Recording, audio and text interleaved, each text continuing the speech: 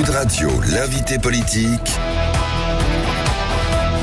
Jean-Jacques Bourdin. 8h34, vous êtes sur Sud Radio, merci. Nous recevons Gérald Darmanin, ministre de la Justice. Bonjour. Bonjour. Garde des Sceaux, merci d'être avec nous. Alors, une question ou deux sur la situation internationale. Il y aura rencontre, c'est confirmé, on le disait tôt ce matin sur l'antenne de Sud Radio, aujourd'hui à Moscou, entre l'envoyé spécial de Donald Trump et Vladimir Poutine, rencontre en tête-à-tête, délégation américaine et délégation russe. Hier soir en France, les députés ont adopté une résolution sur le renforcement du soutien à l'Ukraine.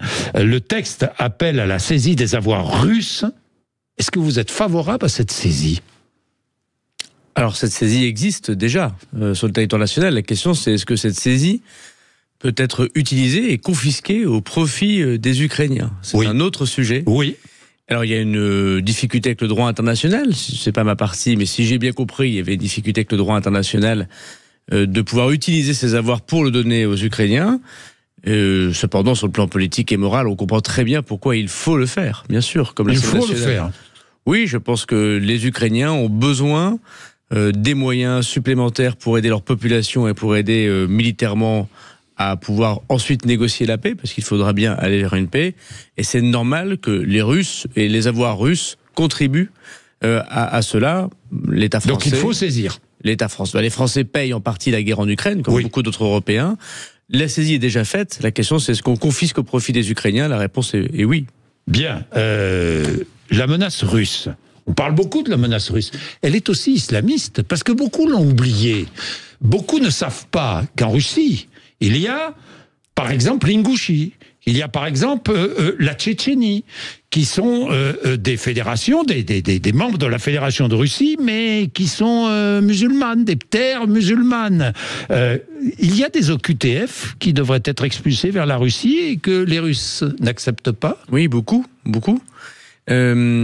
Aujourd'hui, on dit que... Alors, quand je dis on dit, c'est la DGSI, c'est le parquet national antiterroriste. La menace principale islamiste qui nous touche et qui touche l'Europe, c'est ce qu'on appelle l'État islamique au Khorasan. C'est quoi l'État islamique au Khorasan ? C'est une partie de l'État islamique qui se développe dans les ex-républiques soviétiques. Et notamment, vous avez raison, entre l'Afghanistan, l'Ingouchie, la Tchétchénie. C'est eux qui sont responsables de l'attentat dit de Moscou, qui nous a beaucoup touchés, vous l'avez vu, au début d'année dernière. C'est eux qui ont été responsables de plusieurs attentats, ou attentats déjoués, notamment quand j'étais ministre de l'Intérieur, on a déjoué un attentat de l'État islamique au Khorasan par des Tchétchènes à Strasbourg, sur le marché national de Strasbourg. Heureusement, nos services sont intervenus avant. Mais ce sont des citoyens russes, tchétchènes donc, qui ont tué Samuel Paty. C'est un citoyen ingouche, donc russe, qui a tué Dominique Bernard. Donc la menace de l'État islamique, la menace islamiste, elle est aujourd'hui la plus dangereuse, même s'il peut y en avoir d'autres évidemment, vient de ces communautés de citoyens russes. Alors pendant longtemps, on n'a pas expulsé les citoyens russes en Russie, parce qu'on se refusait de le faire, parce que les islamistes sont aussi des opposants politiques, parfois à Vladimir Poutine, c'est le cas des Tchétchènes, chacun le sait. Et moi, ça dépend lesquels, Tchétchènes. Ça dépend lesquels. Oui. En tout cas, les islamistes radicaux qui sont venus chez nous et qui ont demandé l'asile, c'est souvent le cas. Et moi, je remercie le président de la République parce que lorsque je suis devenu ministre de l'Intérieur, j'avais vu cette menace et j'avais demandé au président de la République l'autorisation de pouvoir les expulser quand même en Russie. Il avait donné cette autorisation et je suis allé en Russie, d'ailleurs avec le DGSI à l'époque, avec Laurent Nunez qui était le patron du renseignement français, et nous avions négocié le retour de ces personnes. Et aujourd'hui, les Russes ne reprennent plus ces personnes. Et comme l'Algérie, comme d'autres pays, ne veulent pas reprendre leurs nationaux alors qu'ils sont dangereux et parfois condamnés pour terrorisme chez nous. Et donc oui, c'est aussi une menace qui n'est pas forcément télécommandée, mais qui existe. Et la Russie doit reprendre ses ressortissants. Oui, vous parliez de l'Algérie. L'Algérie ne respecte pas le droit international, c'est ce que dit le gouvernement. Alors, pourquoi ne pas déposer plainte auprès de la Cour internationale de justice ?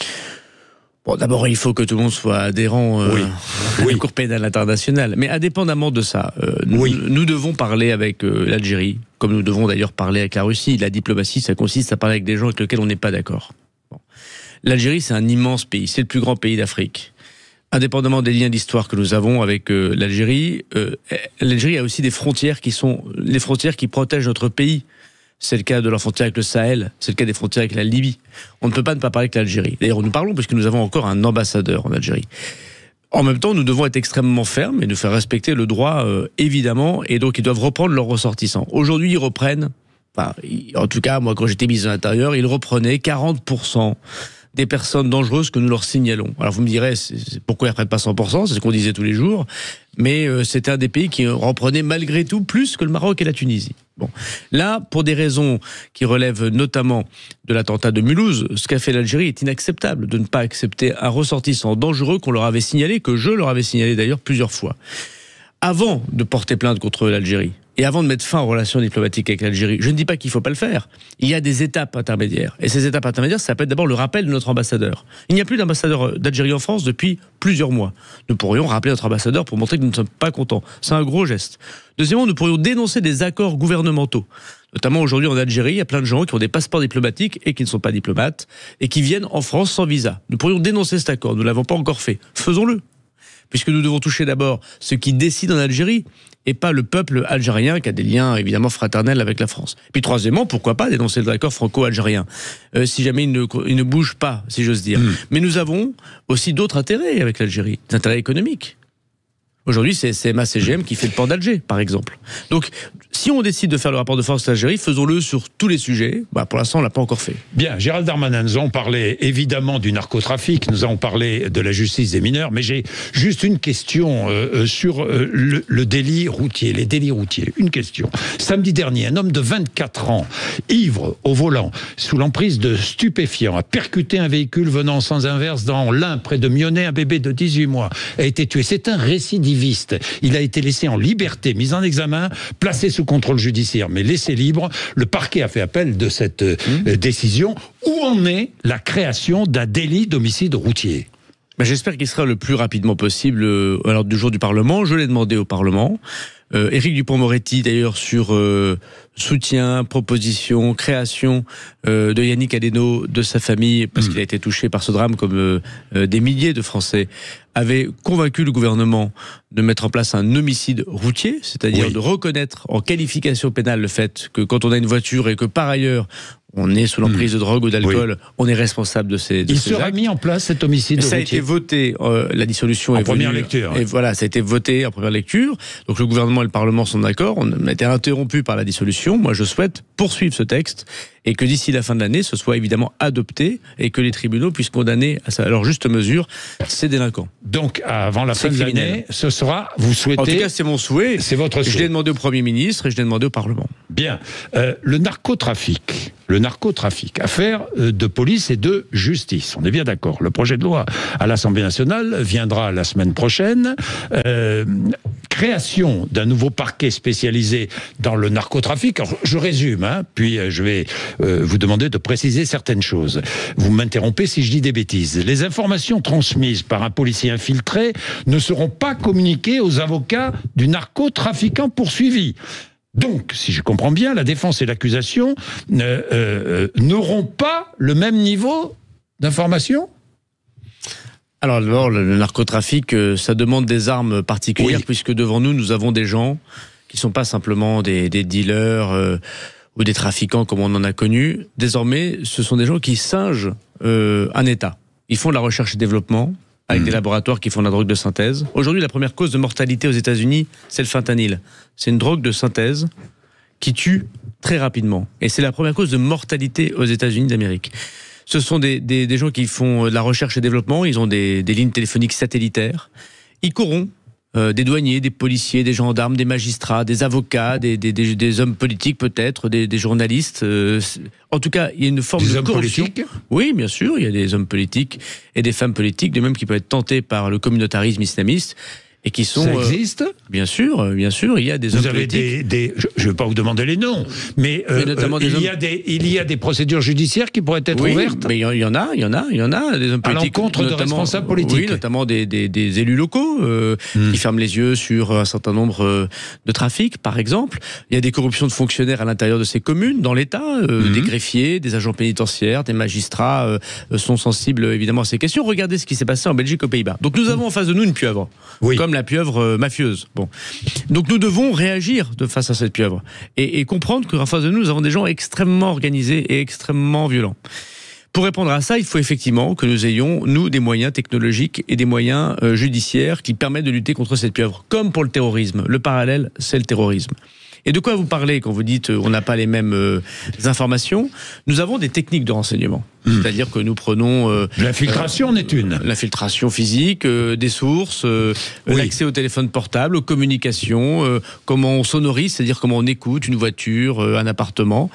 Et si nous donnons tous nos secrets de fabrication, puisque dans une procédure judiciaire, nous mettons comment nous avons réussi à obtenir ces informations, les services enquêteurs en l'occurrence, eh bien la partie adverse le sait.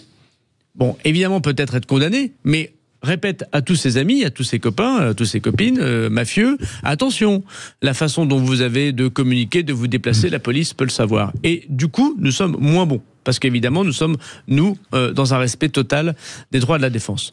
Ce que propose le texte, et notamment c'est une partie posée par le ministre de l'Intérieur, c'est que le juge, qui est le garant des libertés individuelles et de la procédure, puisse connaître ce que fait la police, évidemment, regarder si ce n'est pas disproportionné et contraire aux droits de la personne, mais ne pas le faire connaître intégralement, ne pas dire par exemple comment j'ai connu cette information, comment je protège une source, votre femme de ménage, votre serveur, votre chauffeur, là où vous êtes allé manger au restaurant, votre cousine, votre frère, parfois votre mari ou votre sœur qui vous dénonce.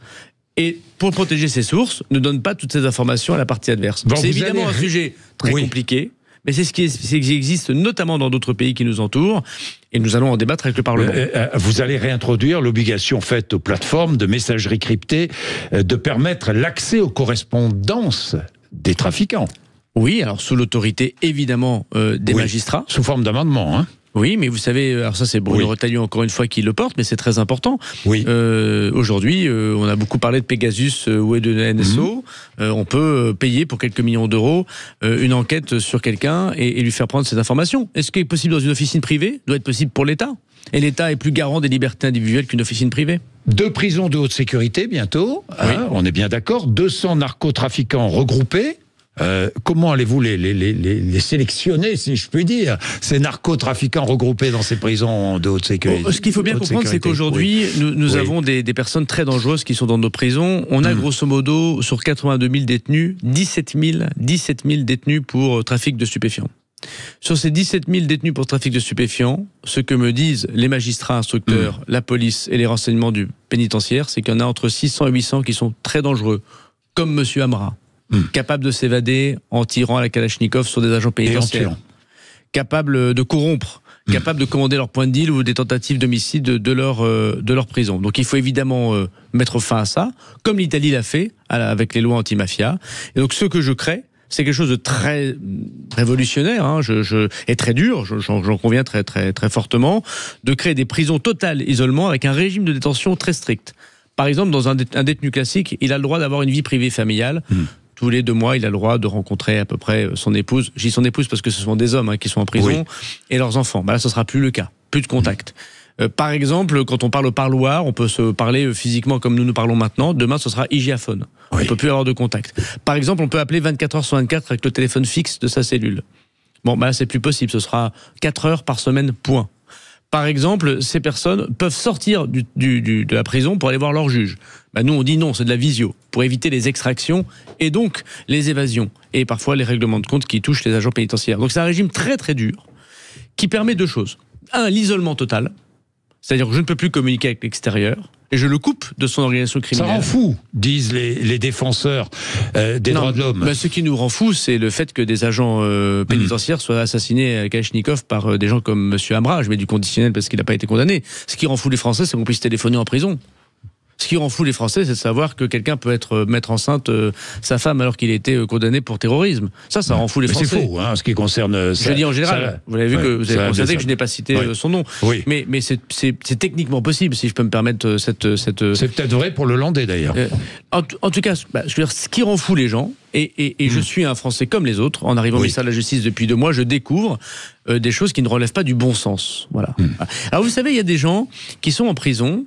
et qui peut-être pourraient continuer à avoir cette vie parce que lors des délits, des délinquances financières, des délits routiers, des violences physiques, ils doivent aller en prison, bien sûr. Mais c'est pas très grave s'ils ont un lien avec l'extérieur. Et puis il y a des gens, c'est très dangereux qu'ils aient un lien avec l'extérieur.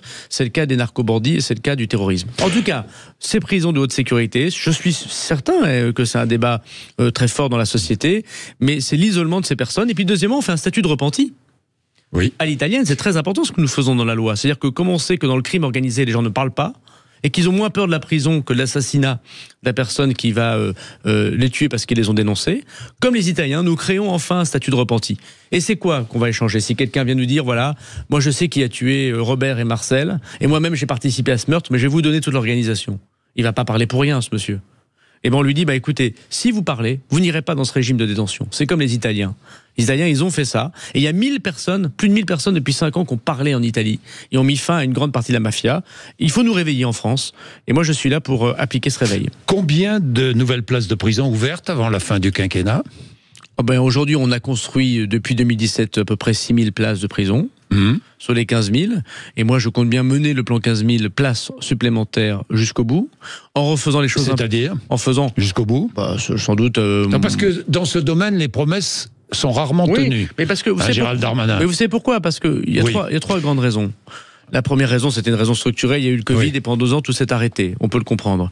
La deuxième raison, c'est que personne ne veut une prison près de chez soi. Moi, j'ai écrit à tous les maires du Rassemblement national. Tous. Pour dire, est-ce que vous prenez un centre de rétention administratif où on met des étrangers délinquants? Est-ce que vous voulez des places de prison? On en construit. Il n'y a pas une réponse. Aucun maire du Rassemblement national. Aucun maire du Rassemblement national ne vous a répondu, j'accepte de prendre une prison sur mon territoire. Je l'ai même redit en commission des lois la semaine dernière. Et c'est normal, parce que quand on est maire, on n'a pas envie de dire à ses concitoyens, une prison s'installe près de chez vous. Donc d'abord, il y a beaucoup de croyants et il y a peu de pratiquants. C'est le problème du ministre de la Justice. Tout le monde veut des prisons, mais pas chez soi. Et troisièmement, nous mettons au ministère de la Justice 7 ans à faire une prison. On est chez les dingues. 7 ans. Donc on va évidemment, moi je suis en train de revoir tout ça. Et notamment mon idée, c'est de faire des prisons de haute sécurité, vous l'avez compris. Elles seront prêtes dès le 31 juillet. C'est-à-dire dans 3 mois. Vous comprenez que j'ai vais très vite sur ce point. Pour les plus dangereux. Et de créer des maisons de détention plus humaines, on va dire. Pour des gens qui doivent y aller. Pour les auteurs de violences conjugales. Ou pour des délits routiers. Si je dis à des maires, écoutez, je ne vais pas vous mettre une prison avec des barbelés, des miradors, mais un lieu où on va mettre des gens qui sont condamnés pour violence conjugale, c'est une partie de votre population, chez vous, je pense qu'ils l'accepteront davantage. Vous savez, dans la surpopulation carcérale, c'est-à-dire les gens qui sont trop nombreux en prison, il y en a 4000 qui sont sur des matelas par terre, et c'est aussi un scandale pour la République évidemment, on est passé de 8% de détenus pour violence conjugale à 17% de détenus pour violence conjugale. On n'a plus que doublé le nombre d'hommes. Et combien de détenus d'origine étrangère? 25%. Enfin, pas d'origine, pardon, pas d'origine, étranger. 25% d'étrangers étrangers. Combien d'origine étrangère, on sait? Non, on n'a pas ces statistiques-là. On n'a pas ces statistiques. Mais on a 25% d'étrangers dans les prisons. On a aussi, faut le dire, 45% de gens dans les prisons qui sont sous le seuil de pauvreté et un gros tiers qui sont illettrés. Mais dans les 25% d'étrangers, il y a à peu près un gros tiers de ces 25% que sont des étrangers européens, des Italiens, des Espagnols, des Roumains, des Belges, et 2 tiers qui sont pas européens. Et donc ce que je vais faire très bientôt, dans les jours qui viennent, ça n'existe pas au ministère de la Justice, c'est un travail pour évidemment expulser ces personnes et qu'ils puissent faire leur peine dans leur pays d'origine. Par exemple, j'étais au Maroc la semaine dernière et nous avons convenu avec le ministre de la Justice du Maroc que nous allons échanger, si j'ose dire, ces détenus. Aujourd'hui, il faut demander l'avis du détenu. Demain, on n'aura plus besoin de demander l'avis du détenu. Bien. Gérald Darmanin, la justice des mineurs, est-ce que le texte va venir il a été adopté à l'Assemblée nationale, il va venir bientôt au Sénat, je crois que c'est le 25 mars, si mes souvenirs sont exacts. Est-il vrai que vous voulez ajouter une mesure judiciaire de couvre-feu pour les mineurs délinquants ? Tout à fait. C'est-à-dire aujourd'hui, ça existe. C'est-à-dire qu'aujourd'hui, le procureur, le juge peut dire de 22h à 6h du matin, tu ne sors pas. Oui. Mais 22h, 6h du matin, c'est pas là où se passe les rixes. Oui. Ce qui se passe, c'est entre 15h et la reprise des cours. Moi, j'ai été maire, je sais bien que les moments où on deal, les moments où on donne des coups de couteau, le moment où il y a des bagarres dans le métro, c'est à 16h, 17h, 18h. En Espagne, ça existe. Donc, on dit à l'enfant, au mineur, tu n'as pas le droit d'être en dehors de chez toi, par exemple après les heures de cours, après ta formation, après ton apprentissage. Tu dois rentrer directement chez toi, y compris le week-end, tout le week-end chez toi. C'est-à-dire un mineur délinquant, encore une fois, ne pourra plus quitter son domicile le week-end en dehors Ni le week-end, en dehors des heures scolaires. Des heures scolaires ou des heures d'apprentissage. Et s'il quitte? Et s'il ne respecte pas, ça c'est le deuxième problème, parce que notre justice des mineurs fait que quand on ne respecte pas la mesure, il ne se passe rien. Oui. Et bien s'il ne respecte pas, on va dans un centre éducatif fermé. On va en incarcération condition qu'il y ait une adaptée. place. Ah, il y a de la place. Il y a de la place, oui. Ils ne sont pas pleins, les centres éducatifs fermés. Bon. Non, mais en fait, notre justice des mineurs, ça doit être évidemment l'éducation en premier. Mais quand les mesures d'éducation prononcées par le juge ne sont pas respectées, il ne se passe rien. Et l'éducation sans sanction, ça ne marche pas. Mais les mesures éducatives, entre 8 et 18 mois avant qu'elles ne soient effectives, après la décision du juge. C'est un autre sujet, c'est un manque de moyens. Il y a à peu près 500 juges pour enfants, donc il y a un juge pour enfant pour 400 dossiers. Oui. Donc c'est là aussi, on peut pas dire aux juges, on peut pas reprocher aux magistrats d'être laxistes. Ils sont juste débordés. Donc moi je les soutiens profondément. Donc j'ai rajouté, si j'ose dire, des juges pour enfants supplémentaires. Deuxièmement, je suis pour qu'il y ait une sorte de jury populaire auprès des présidents de tribunaux pour enfants. Ça existe déjà, il y a déjà des formes d'assesseurs. Moi je suis pour agrandir. Oui. Vous voulez passer à 4? Exactement, pour que la société puisse aider à la condamnation. Parce que vous savez, c'est pas à cause du juge ou des policiers qu'un gamin de 14 ans donne un coup de couteau. C'est à cause des parents. Oui. C'est à cause de notre mauvaise intégration de l'immigration. C'est à cause de notre mauvais urbanisme. C'est à cause de la pauvreté. C'est à cause des difficultés sociales. Mais c'est pas à cause de l'État. Moi, je veux dire aussi à ceux qui nous écoutent que les deux sujets qu'on évoque là, la drogue et la violence des mineurs, c'est une responsabilité parentale et de la société. Chacun de nous est responsable de ça. Chacun de nous est responsable. Avoir des enfants, c'est sans doute la plus grande responsabilité au monde. Finalement, c'est peut-être même la seule. La seule chose pour laquelle on s'inquiète est la responsabilisation des parents. Bien, est-ce que vous êtes favorable à l'élargissement, enfin, pas l'élargissement, l'abaissement de la majorité pénale à 16 ans? Oui. Oui, je suis favorable. Alors évidemment... Est-ce que vous lancez le débat ce matin? Il est déjà lancé, ce débat. Mais vous êtes favorable, d'accord? Mais quelle décision allez-vous prendre? Quelle initiative allez-vous prendre? Pour abaisser la majorité pénale à 16 ans, il faut modifier la Constitution. Oui. J'en ai pas les moyens aujourd'hui, mais ce sera un débat pour l'élection présidentielle, c'est dans moins de 2 ans. Et d'ailleurs, je trouve que la gauche n'est pas très cohérente parce qu'elle propose le droit de vote à 16 ans. Oui. Si on propose le droit de vote à 16 ans, si on est assez responsable pour voter à 16 ans, on peut se marier à 17 ans. Pourquoi on ne pourrait pas être responsable de ces actes totalement à 16 ans? Il y a un débat. Vous porterez ça dans la campagne présidentielle? En tout cas, soit il faut changer profondément la justice des mineurs, soit il faut abaisser la majorité pénale à 16 ans. Je pense que c'est un sujet très important, que cette question des mineurs dans la société. Je dis aussi, il faut faire attention. Vous porterez cet abaissement de la majorité pénale dans la présidentielle? Je pense, oui, bien sûr. Moi, je l'ai dit déjà publiquement. J'ai déjà dit le mois dernier dans le débat au Parlement, je suis pour cette majorité pénale à 16 ans. Oui. Parce que cette majorité pénale à 16 ans, elle permet la responsabilisation. Quel que soit le candidat, hein, vous ou un autre. Moi, je suis là pour aider à réfléchir. Oui. Et j'ai plein d'idées radicales. On peut en parler si vous le souhaitez, de changements profonds. Autre idée radicale? Moi, je suis par exemple pour la retraite par capitalisation. Parce que c'est le seul moyen de sauver nos retraites. Je suis par exemple pour que tout le monde soit propriétaire. Donc je me pose la question de savoir si le logement social doit continuer à exister en France tel qu'il existe. Quand on dépense des dizaines de milliards d'euros pour le logement social et qu'on a autant de difficultés, moi je suis gêné comme maire de voir que des gens qui pendant 45 ans, 50 ans sont dans le logement social, à la fin de leur vie ils n'ont rien, alors qu'on doit les envoyer en EHPAD. Donc vous voulez supprimer les logements sociaux? Non, je souhaiterais que tout le monde soit propriétaire. Plutôt que pendant 40 ans, 50 ans payer un loyer où à la fin on n'est pas propriétaire, peut-être que l'État pourrait mettre cet argent auprès de la Caisse des dépôts pour qu'on fasse des prêts à taux zéro. Et si quelqu'un qui touche 900 euros par mois, au bout de 50 ans peut-être, est propriétaire, il est fier. Quand on est propriétaire, on change de comportement, on est un citoyen différent. Et puis, au bout de, on a arrêté, vous savez, il y a une jolie phrase qui dit il faut arrêter de donner des poissons aux gens, il faut leur apprendre à pêcher. Mais vous savez, cette dame de Tourcoing, moi j'ai ce souvenir quand j'étais maire, qui dit j'ai 80 ans, je dois aller en EHPAD, mais moi j'ai pas d'argent. Mon mari est mort, mes enfants sont partis, je suis dans une grande maison de logement social, je ne sais pas de quoi payer, comment payer l'EHPAD. On s'est dit pendant 50 ans, cette dame, elle aurait pu payer un remboursement de prêt à taux zéro, ça aurait été le même montant, elle était propriétaire à la fin. Elle vendait sa maison peut-être 40 000 ou 50 000 euros, mais c'était déjà ça. Et puis, vous prenez les gens au sérieux. Donc dire, remettons en cause notre système qui manifestement a fonctionné hier, mais ne fonctionne plus aujourd'hui, je pense que c'est ce qu'attendent les Français. En tout cas, on est là pour... mesure catégorique, vous en avez une autre là, en magasin? Parce que dans votre portefeuille, je suis pour que tout le monde soit actionnaire. Ouais. Aujourd'hui, pour augmenter les salaires, pour augmenter le pouvoir d'achat, il ne faut pas augmenter les salaires, les patrons le peuvent plus. Ouais. Mais il me paraît normal qu'un ouvrier, un salarié soit obligatoirement actionnaire, qu'il ait des actions, récompenser le capital. Et du coup, l'État ne prend plus rien. Aujourd'hui, ils prennent ce qu'on appelle un forfait social, c'est des cotisations et de l'impôt sur le revenu, plus rien. On oblige tous les patrons à ouvrir le capital de leur boîte. En échange, l'État ne prend plus rien. Gérald Darmanin, j'ai une dernière question. Est-ce que les crimes sexuels sur mineurs doivent devenir imprescriptibles ? Moi, je suis favorable à l'imprescriptibilité civile. Oui. La demande de réparation. Et j'ai soutenu d'ailleurs Aurore Berger qui portait ce texte à l'Assemblée. D'ailleurs, ça n'a pas été voté et ça revient au Sénat. L'imprescriptibilité, de manière générale, et bien sûr les crimes sur les mineurs sont les plus horribles, et pénal est plus complexe, vous le savez bien, parce que c'est parfois une fausse aide pour les victimes. Parce que 50 ans après, savoir si l'accusation est vraie et que la personne qui a vraiment fait ça puisse être condamnée, c'est pas impossible, mais c'est très très très très difficile. Alors, demain ou après-demain, ce sera peut-être moins vrai, parce que grâce aux moyens technologiques, nous pourrons retourner dans le passé. C'est pas le cas d'il y a 50 ans.